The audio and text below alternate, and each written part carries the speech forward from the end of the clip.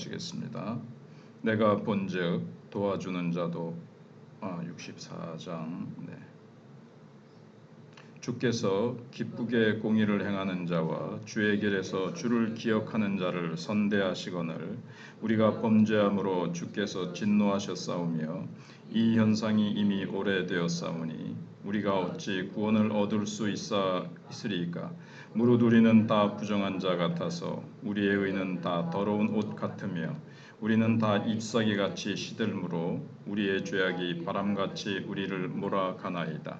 주의 이름을 부르는 자는 없으며 스스로 분발하여 주를 붙잡는 자가 없사오니 이는 주께서 우리에게 얼굴을 숨기시며 우리의 죄악으로 말미암아 우리가 소멸되게 하셨음이라. 그러나 여호와여 이제 주는 우리 아버지시니이다. 우리는 진흙이요 주는 토기장이시니 우리는 다 주의 손으로 지으신 것이니이다. 여호와여 너무 분노하지 마시오며 죄악을 영원히 기억하지 마시옵소서. 구하오니 보시옵소서. 보시옵소서. 우리는 다 주의 백성이니이다. 주의 거룩한 성읍들이 광야가 되었으며 시온이 광야가 되었으며 예루살렘이 황폐하였나이다. 우리 조상들이 주를 찬송하던 우리의 거룩하고 아름다운 성전이 불에 탔으며 우리가 즐거워하던 곳이 다 황폐하였나이다. 여호와여 일이 이러하거늘 주께서 아직도 잠잠하시고 우리에게 심한 괴로움을 받게 하시려나이까. 아멘. 이스라엘 백성들이 자랑했던 것은 두 가지였습니다. 하나는 하나님을 안다는 것입니다. 이 세상에서 하나님을 아는 축복을 이렇게 구약시대 때 받은 민족은 오직 이스라엘 백성들밖에 없었습니다. 그 하나만으로도 이스라엘 백성들은 모든 민족의 스승이 되고도 남는 그러한 축복을 받은 민족이었습니다. 다른 하나는 하나님 앞에서 종교 행위를 한다는 것이었습니다. 이스라엘 백성들에게는 하나님을 향한 예배가 있고 찬송이 있고 기도가 있었습니다. 하나님께 드리는 이런 종교 행위들은 이 세상 어느 민족도 누리지 못하는 이스라엘 백성들만의 특권이었습니다. 그러면 이스라엘 백성들이 가지고 있는 이 하나님을 아는 지식과 종교 행위만으로 그들이 하나님 앞에 의롭다함을 받을 수 있을까요?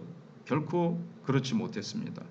사람이 하나님 앞에서 의로워질 수 있는 것은 지식도 아니고 종교 행위도 아니고 오직 믿음입니다. 그래서 5절에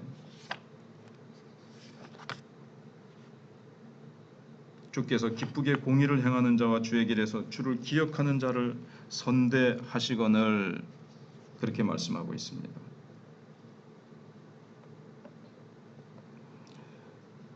그래서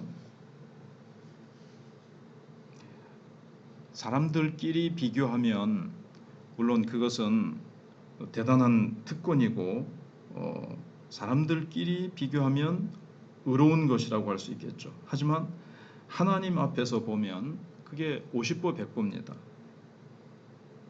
우리가 비행기를 타고 올라가다 보면 지상에서는 올라가기 전에 처음 보면 5층과 10층은 차이가 많이 나죠. 그러나 비행기를 타고 올라가 보면 그게 다 5층짜리도 점으로 보이고 10층짜리도 점으로 보입니다. 그래서 하나님 앞에서는 그걸 가지고 의롭다함을 받을 수가 없습니다. 하나님의 앞에 의롭다함을 받는 것은 자신의 공로를 쌓는 것이 아닙니다. 오직 하나님을 믿는 것입니다. 이 점에서 사람들은 가장 많은 불만을 가지고 있죠. 어떻게 완전히 죄의 구렁텅이에 빠져서 인생 밑바닥에서 살던 사람과 한평생을 도덕적으로 깨끗하게 살려고 애쓴 사람이 같다고 말할 수 있느냐, 이게 이제 불만이죠. 예를 들어서 수가성에 타락한 여자와 한평생 율법을 연구하면서 거룩하게 생활한 율법학자가 어떻게 같을 수 있느냐, 이게 이제 이스라엘 백성들, 바리새인들과 일반 사람들의 이제 생각입니다. 그건 공의롭지 못하다라고 생각하는 거죠. 그것에 대해서 하나님께서는 물론 겉으로 보기에는 큰 차이가 있지만 마음속에 있는 그 죄성, 그 죄인이라는 점에서는 별 차이가 없다는 것입니다. 거룩한 사람들도 더러운 마음, 그 속에 음란하고 더럽고 추하고 미워하고 시기하고 이런 죄성이 그들 속에도 다 있다는 거죠. 타락한 자는 그 욕망이 밖으로 표출된 것이고 더 많이 표출된 것이고 그렇지 않고 도덕적으로 거룩하게 보이는 자들은 그 속에 욕망이 다 잠재되어 있는 것이고 하나님이 보시는 것은 중심을 보시는 것이고 죄성을 보시는 것이고 그래서 모든 사람은 하나님 앞에서 다 뭐 환자로 치면 다 중병 환자인데 어떤 사람은 뭐 이기 그 다음에 더 타락한 사람은 말기 환자 이렇게 이제 보는 거죠. 그러나 똑같이 하나님 앞에서는 중환자인 것입니다. 몇 기냐의 그 차이인 거죠. 그래서 이기 환자는 뭐 상당히 괜찮아 보일지 모르고 자기도 검사를 안 했으면 나는 뭐 건강하고 괜찮은 것 같은데 하나님께서 불꽃 같은 눈으로 감찰해 보시면 뭐 이기 환자나 말기 환자나 하나님 앞에서는 똑같은 죄인이고 죄로 말미암아 죽을 수밖에 없고 그런 상황이 있다는 겁니다. 오히려 자신감과 교만함 때문에 오히려 자신의 상태를 보지 못하고 하나님 앞에 나오지를 않습니다. 그러나 어쩌면 이제 세리와 창기가 더 하나님 나라에 먼저 들어간다고 하는 것처럼 자신을 의지하지 않기 때문에 하나님 앞에 나와 하나님을 붙들고 믿음으로 주님을 바라보기 때문에 오히려 구원받게 된다는 것을 보여주고 있습니다. 기쁘게 의를 행하는 자와 주의 길에서 주를 기억하는 자라고 말하고 있는데 하나님을 믿는 자는 자기를 믿지 않는다는 겁니다.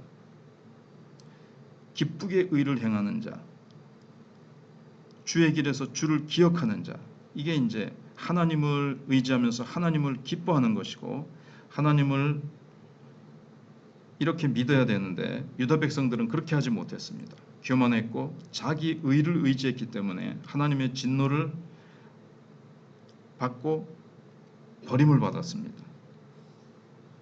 그리고 그 기간이 북이스라엘보다도 유다는 좀 나중에 멸망하거든요.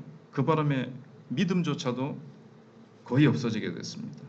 그래서 6절에 대저 우리는 다 부정한 자 같아서 우리의 의는 다 더러운 옷 같으며 우리는 다 잎사귀 같이 시들므로 우리의 죄악이 바람같이 우리를 몰아가나이다. 이렇게 말씀하고 있습니다. 우리 인간의 의는 하나님 앞에서 더러운 옷과도 같다는 겁니다. 어두운 데서는 깨끗하게 보이던 옷들도 환한 태양빛에 나오면 더러운 얼룩이 분명하게 보입니다. 그래서 우리 인간의 의나 자랑이 바로 그런 겁니다. 사람들 앞에서는 거룩하고 고상하게 보일지 몰라도 하나님 앞에서는 결코 그렇지 않습니다. 아무리 좋은 동기로 일한다 해도 그 속을 들여다보면 그 안에 이기적인 욕망이 있고 악하고 추한 탐욕이 다 숨어 있는 거예요. 그래서 인간적인 의를 쌓는 사람들을 보면 참 열심히 자신의 의를 쌓습니다. 그런데 어느 순간에 한 부분이 무너지면 그동안의 모든 것이 다 와르르 무너지고 말지요. 이 율법적인 신앙생활이 바로 이런 단계입니다. 바리새인들, 율법학자들 예수님 앞에 아주 혹독한 책망을 듣지요.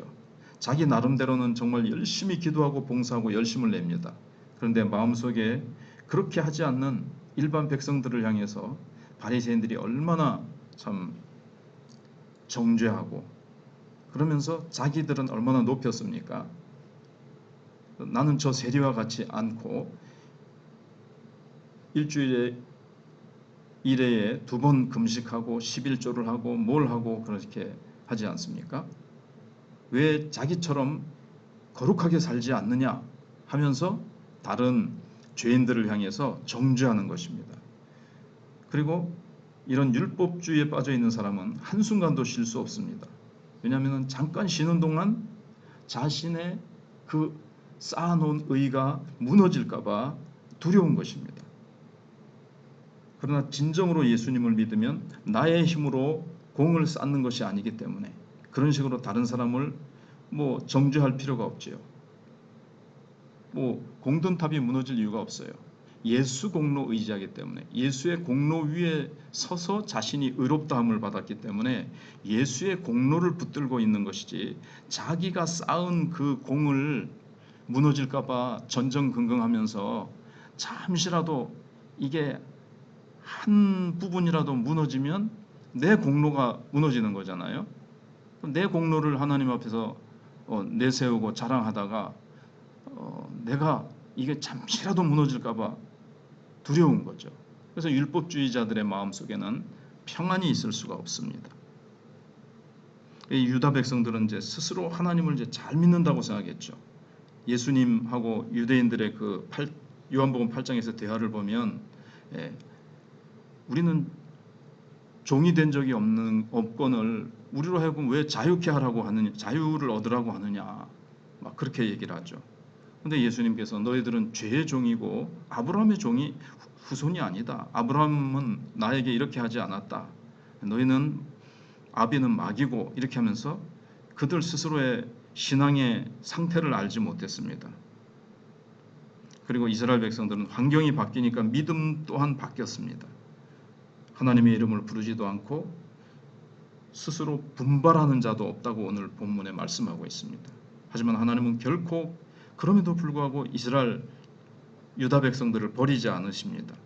단지 하나님께서 그렇게 허락하시는 것은 그들의 힘이 얼마나 부족한지를 깨닫도록 하기 위해서, 그렇게 너희들 가면 율법을 잘 지켜봐라. 그러면서 구약시대 때 율법을 너희들이 지켜서 의롭다고 할 수 있다고 너희들이 자신하는데 그럼 한번 지켜봐라 하고 주님께서 기다리시는 거죠.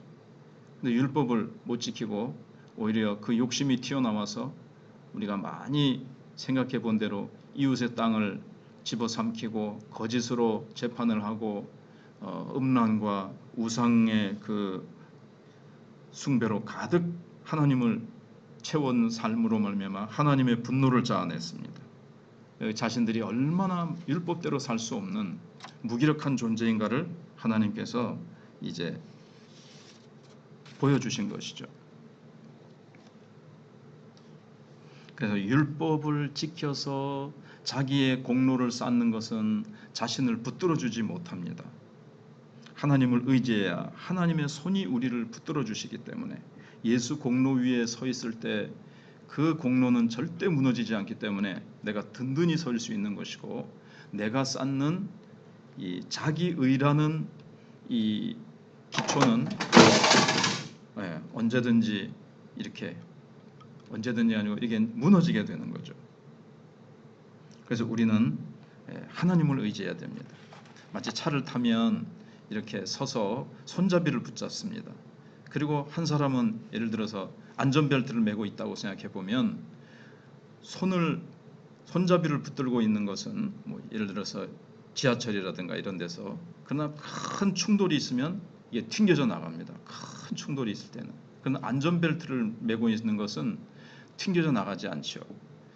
그것과 마찬가지로 자기의 공로를 의지하고 있는 자는 뭔가 큰 충돌이 있을 때 그것은 이제 튕겨져 나가는 것이고, 예수 공로를 의지하는 자는 안전벨트를 매고 있는 것 같이 충돌이 있어도 벨트에 벨트가 붙잡아 주는 것처럼 우리는 예수 공로를 의지하고 예수의 피를 의지할 때 예수의 피로 내 죄가 사함받고 예수님의 의가 나의 의로 입혀주셨기 때문에 우리는 하나님 앞에서 예수의 피만 의지하고, 우리는 그 예수 공로 의지하여서 성령의 능력이 나타나게 되는 것이고, 나의 의가 아니라 오직 하나님의 의를 힘입을 때에 우리가 하나님 앞에 담대히 나아갈 수가 있고, 우리가 예수의 의를 힘입고 예수 이름으로 기도할 때 그 기도가 능력이 있고 그 기도가 응답이 되는 것입니다. 자기의 공로를 의지하는 자는 사람하고 자꾸 비교를 하면서 남을 미워하고 정죄하고 자기의 공로를 이 바리새인들이 자꾸 자랑하듯이 그렇게 되는 것이니까, 우리가 하나님만 의지하고 예수의 피, 예수의 공로만 의지하는 저와 여러분들이 되시기를